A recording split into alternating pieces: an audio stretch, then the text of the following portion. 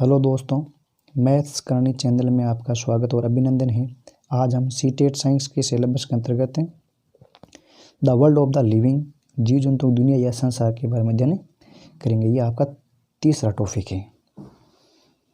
हम हमारे परिवेश में विविध प्रकार की सजीव निर्जीव वस्तुएं, पेड़ पौधे एवं जीव जंतुओं से परिचित होते रहते हैं। इसके अंतर्गत हम पेड़ पौधों, जीव जंतुओं व मानव के बारे में अध्ययन करेंगे। पेड़ पौधे, जीव जंतु ये और मानव, ये क्या होते हैं? सभी सजीव होते हैं, जीव जंतु होते हैं। सबसे पहले हम पेड़ पौधे के बारे में अध्ययन करेंगे। पेड़ पौधे भी सजीव होते हैं क्योंकि ये श्वसन प्रक्रिया में गैसों का आदान प्रदान करते हैं, CO2 को ग्रहण करते हैं तथा O2 को छोड़ते हैं। पौधे अपना भोजन स्वयं बनाते हैं CO2 से तथा O2 से, यानी कि CO2 तो क्या करते हैं? ग्रहण करते हैं और O2 को छोड़ते हैं। अब ये पौधों के भाग। शाख हरे व कोमल तना तथा सामान्यतः छोटे होते हैं और इनमें शाखाएं नहीं होती। ये पौधे शाख के अंतर्गत आते हैं। झाड़ी तना कटो परंतु अधिक मोटा नहीं होता है तथा शाखाएं तने के आधार के समीप से निकलती है। ये पौधे आते हैं झाड़ी के अंतर्गत।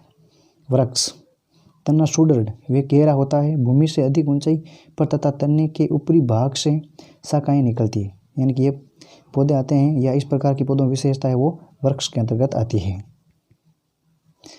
अन्य पौधे वे पौधे जो सीधे खड़े नहीं बल्कि जमीन पर फैले रहते हैं या फैले होते हैं, विसर्पी पौधे या विसर्पी लता कहलाते हैं। जैसे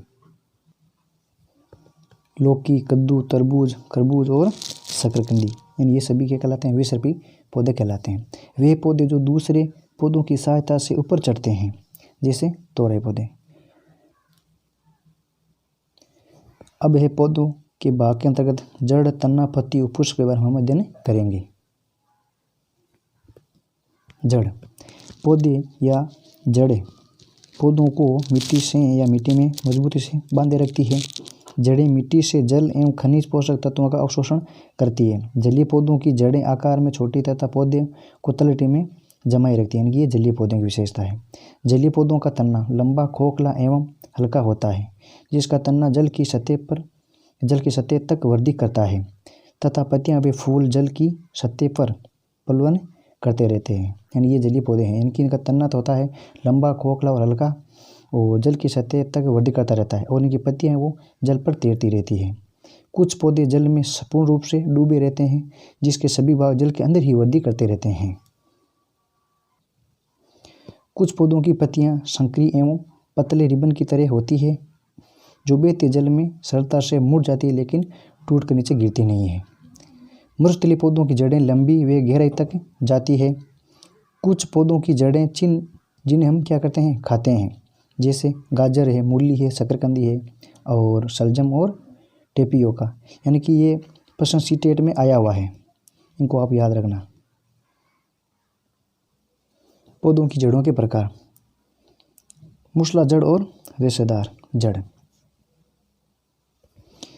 जिन पौधों में एक मुख्य जड़ होती है तथा मूल जड़ से निकलने वाली जड़ों का पार्श्व जड़ कहते हैं। यानी कि ये है मूल जड़ और इन जड़ों से निकलने वाली इन छोटी छोटी जड़ों को ही पार्श्व जड़ें कहते हैं। रेशेदार जड़ों में जिन पौधों में मुख्य जड़ नहीं होती है और सभी जड़ें एक समान होती है, जकड़ा जड़ अथवा रेशेदार जड़ कहलाते हैं। यानी कि इसमें कोई मुख्य जड़ नहीं होती, ये सभी जड़ें एक समान होती हैं।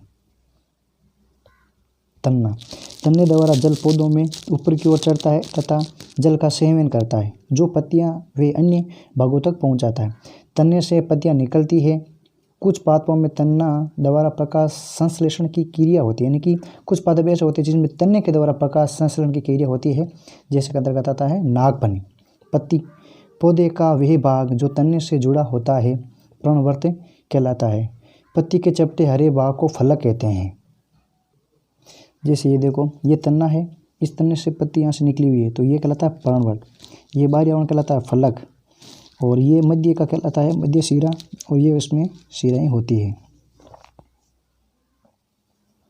पत्ती पर रेखित संरचनाओं को शिरा कहते हैं।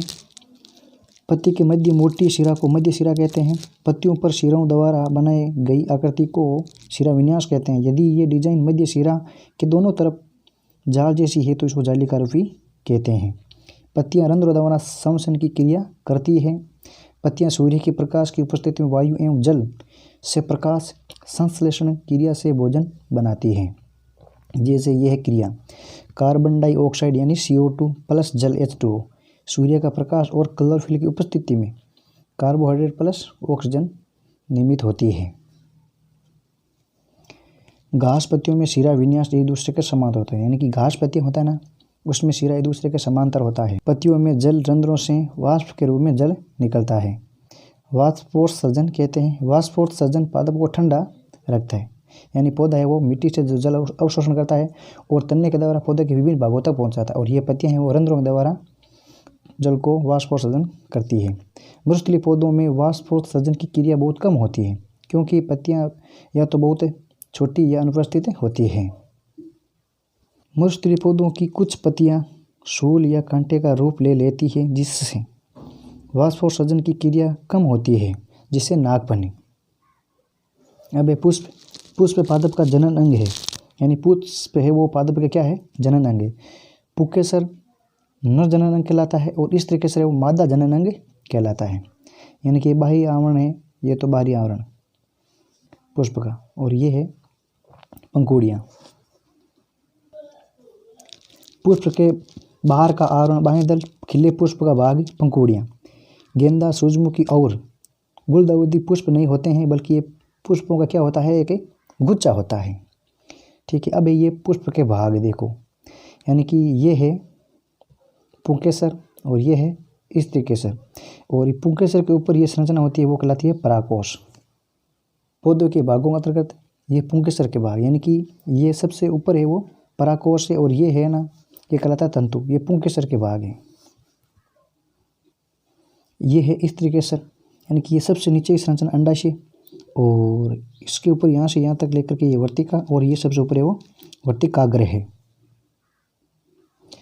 पुष्प के केंद्र में स्थित भाग को स्त्री केसर कहते हैं, यानी कि केंद्र में स्थित होता है उनको हम क्या कहते हैं, स्त्री केसर कहते हैं।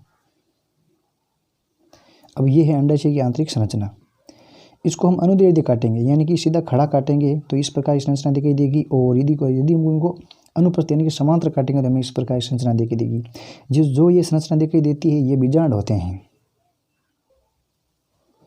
अंडाशय, आवर्धक लेंस से अंडाशय की आंतरिक संरचना देख सकते हैं।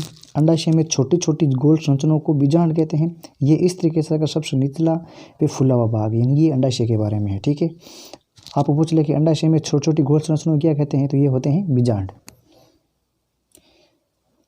इस प्रकार हमने सर्वप्रथम पौधे के बारे में, पौधे के भाग, जड़ें, तना, फूल, पत्ती, इनके बारे में अध्ययन किया। यदि आपको ये कंटेंट अच्छा लगता है तो आप इस चैनल को प्लीज़ सब्सक्राइब कर लीजिए, ताकि जो भी आपको मतलब कंटेंट यहाँ से डाला जाएगा ना, सबसे पहले आपको मिल सकें। ये नोट्स संपूर्ण हस्तलिखित नोट्स हैं, NCERT बैट्स। ठीक है, और आप इन नोट्स को किस प्रकार से याद कर सकते हैं, पहले तो आप वीडियो को पूरा देखें, दूसरी बार वीडियो को देखते जाएं और साथ साथ नोट बनाते जाएं, और तीसरी बार जो आपने नोट्स बनाई हैं उस नोट्स को पढ़ें, तो ये आपको नोट्स अच्छी तरह से याद हो जाएंगे। अब हम आगे मिलेंगे अगले कंटेंट के साथ, तब तक ओके, थैंक यू, धन्यवाद, थैंक्स फॉर वीडियो।